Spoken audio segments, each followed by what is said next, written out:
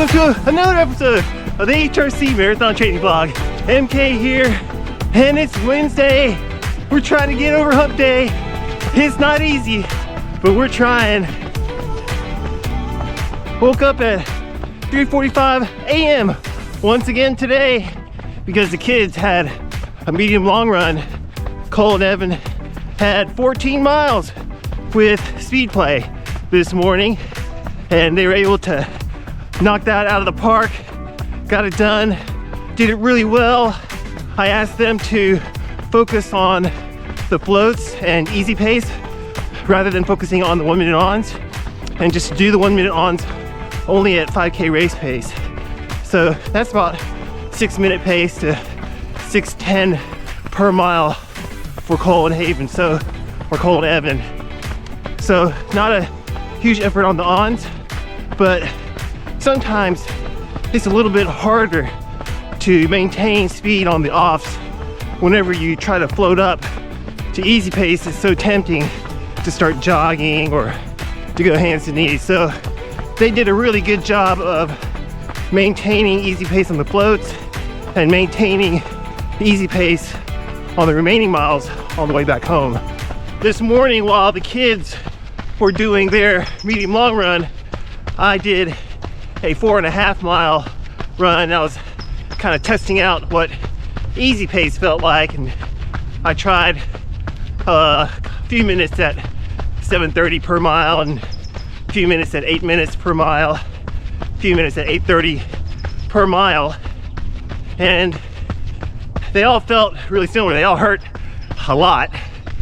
But not only was my injury bothering me during the run, but everything else. My calves are on fire. Definitely my cardio was being tested. I just felt really uncomfortable. My knees were aching. I think ever since mid-December, when I started the taper for CIM with the kids. Actually, I usually never taper, but this time I kind of joined them for the taper, decreased my volume, and then I got sick right at CIM and went through December pretty much not really running very hard. And then from then on, my groin pain was starting to increase.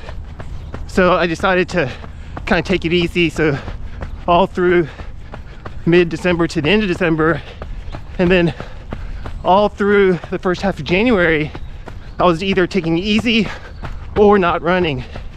And I think what happened was I lost a lot of fitness. And I hate to use the word fitness, so I'm going to change that and call it health. I lost a lot of good health. I think a lot of my healthy muscle tissue started to lose strength, and then the support that my strong muscles were providing to my entire lower midsection, my entire lower abdominal and upper legs, in the hip and upper quad area, everywhere, got so much weaker that even though I was taking it easy or I wasn't running, the pain was getting worse.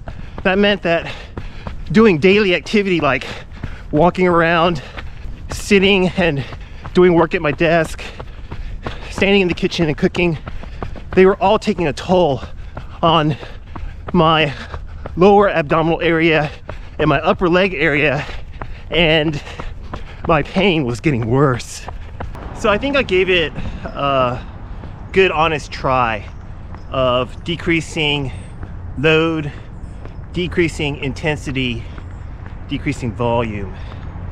That's not my style, but I gave it an honest try.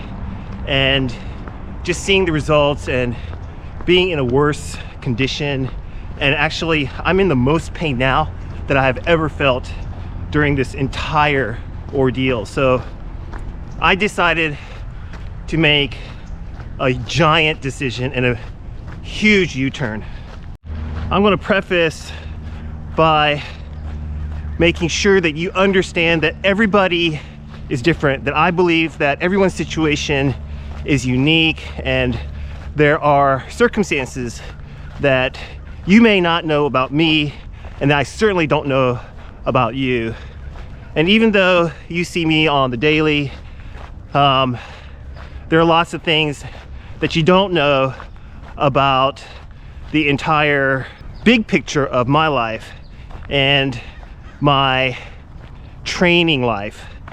So I just want to make that clearly understood, and I'm not advocating for a certain method of therapy or a certain method of recovery from injury, but this is what I'm going to give a try, since I gave pretty much everything else I tried. I've exhausted all the other avenues. I definitely feel like I felt the best during the meaty part of the build-up for CIM.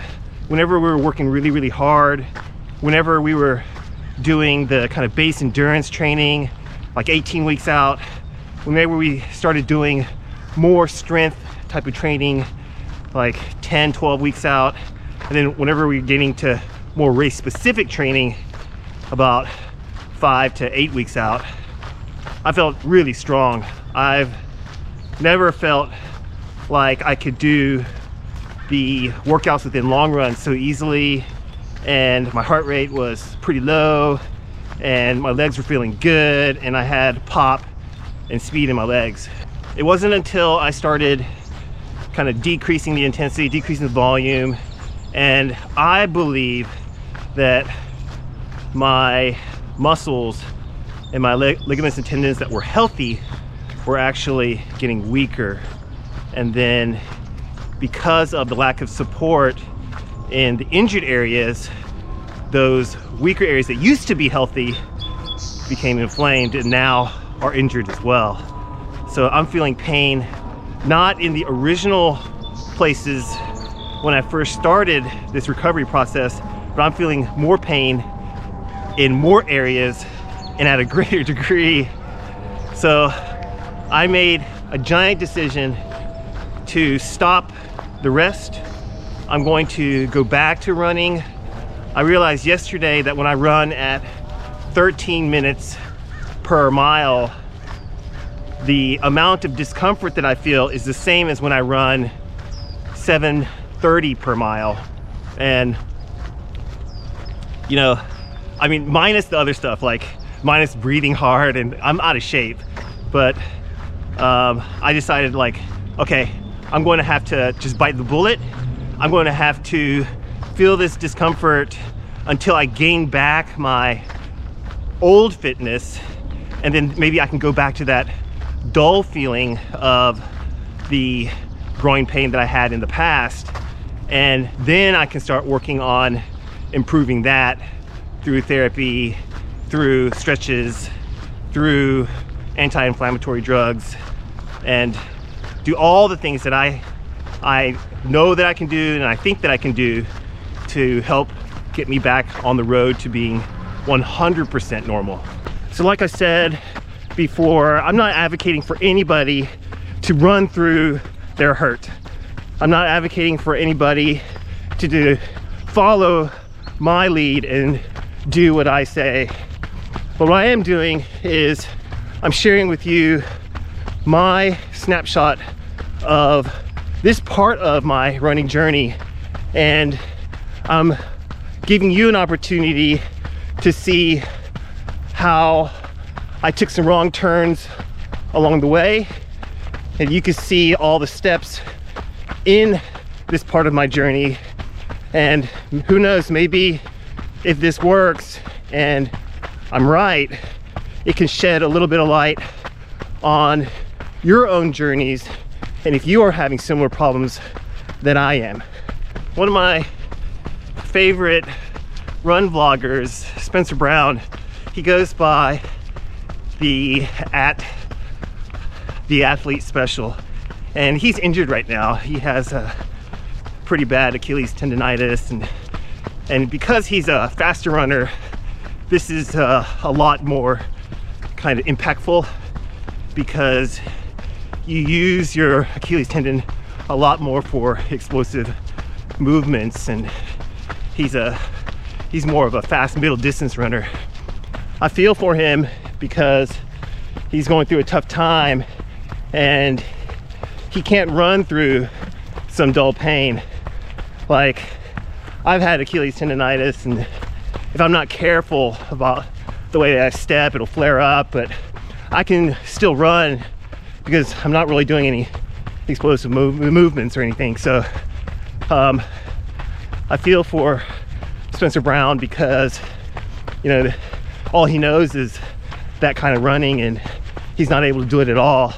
So I want to throw a shout out to all of my AHRC family who's going through a tough time these days because of a niggle, an injury, maybe even a tough time in your personal life, and it's keeping you away from your running.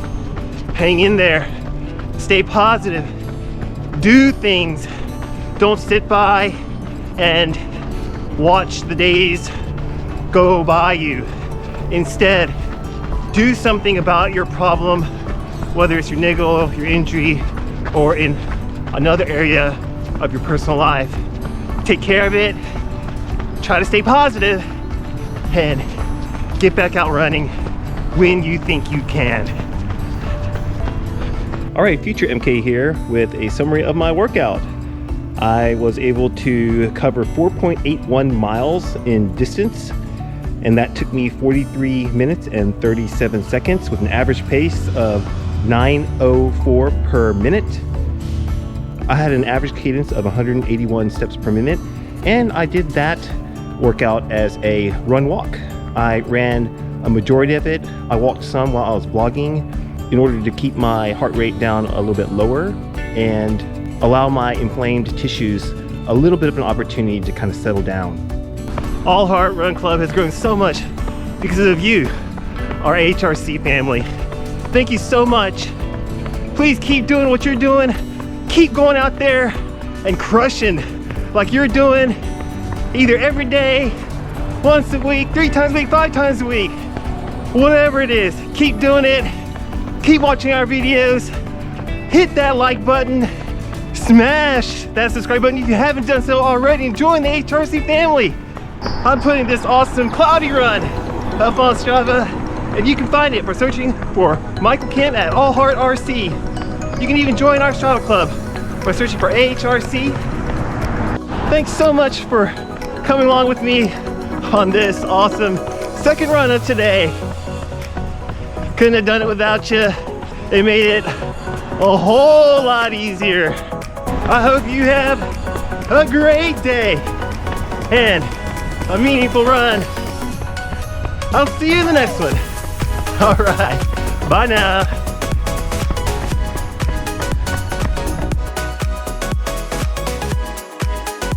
Oh man, worst thing that can happen to a running family is when the washing machine breaks down, had an overflow.